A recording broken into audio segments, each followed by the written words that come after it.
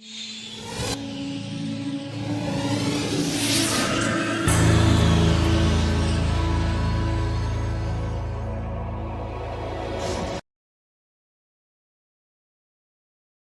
evening. My name is Gerrit from Meer. Some of you know me. I'm a dean, one of the 7 deans at this university, dean of the Faculty of Science. And I have a long career, as you can tell from the color of my hair. I've done a lot of science until a year ago, and I will not talk about science tonight. I try to talk about a different topic, and that's sort of a balance between science and life. And what I mean by that, I've had a career. Does it mean that I entered the lab many years ago and I never came out? Well, most likely not. So that's what I'm going to talk about. So I did a study in biology, and I chose a smaller company, and I chose biology and chemistry to be in a small group of students. So immediately I realized I would feel more happy in a group of like 24 than in a group of 240. Then, in my study, I selected an international laboratory where they spoke English, and there were many foreigners, so that I could get experience to the international world. I knew immediately I wanted to go into research on molecules, and I wanted to speak English. So then I did a PhD. I was invited to come and work in the same lab for a PhD, and now you see a name, Laurens van Denen, which doesn't mean much to you, but it's a name. Okay, Laurens van Denen happened to know Kai Simons, who worked in a famous laboratory in Heidelberg, the European Molecular Biology Laboratory, and so I got there. I worked there for 5 years. After that I came back. It was not easy, even in those days. I came back to cell biology. It says UMCU, like a hospital, but it was an old house, somewhere downtown. It was horrible. For 5 years in that house, I thought, my God, this is never going to end. But you can afford to lose a couple of years in your career. You know that your career will be long enough. However, you never know. Then I became a professor of cell biology at the AMC. I came back because in the hospital they asked, what disease do you work on? And I was not interested in disease. I was interested in general principles of life and death. So then I went back, I became a professor of chemistry.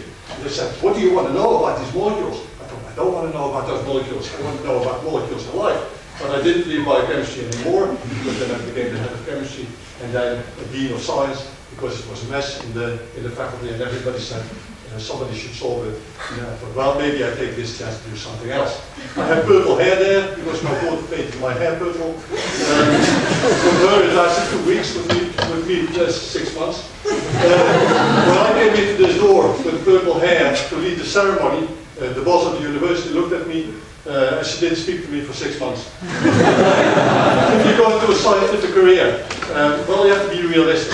I calculated that 3,999 out of 4,000 science students do not become a dean of science. So why the hell would you want to become a dean of science anyway? Well, so that means you really have to think about, what do you really want? Do you want to be the dean of science? Why would you want to be the dean of science? And then an example is, science is conducted best by people who are interested in the truth and not in making money. If you want to make money, do something else. I mean, do what you're good at, but do what you're interested in, because you have to do it every day. And you have to ask yourself also, what can I do? What is really, what am I really good at? Slide, please.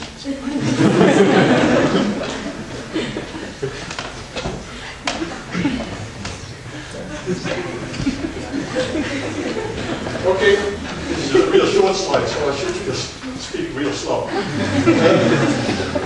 This is about dedication. It says, as a scientist, you work 24 hours a day. That's what some people think, right? Well, actually, some people may do, and I'm sure that Hans worked 24 hours a day. Well, I did not. I still remember that I went to Heidelberg to do a postdoc, and my wife joined me. She was not my wife. Anyway, she had a job in the American Army, and she had to start at 7 o'clock in the morning. And as you will realize, people don't start in labs at 7 o'clock in the morning. So most people come in at 9 o'clock or 10 o'clock, but I was there at 7 o'clock because we got up together. But then I said, well, you know, I work 8 hours, nobody around to begin with, so I can be real efficient. So at 4 o'clock in the afternoon in this international lab, I said, well, I'm going home because I work all day and so on and so forth. And my boss was not very happy, I can tell you. But I survived, you know, I did this for years. Only when I became a staff member in the same lab, but now I have to retire. decided to shift my focus. A real scientist continues until then, well, I stopped science, so clearly maybe I'm not a real scientist. As a dean, you are an administrator, well, that's to say, I'll come back to that. People.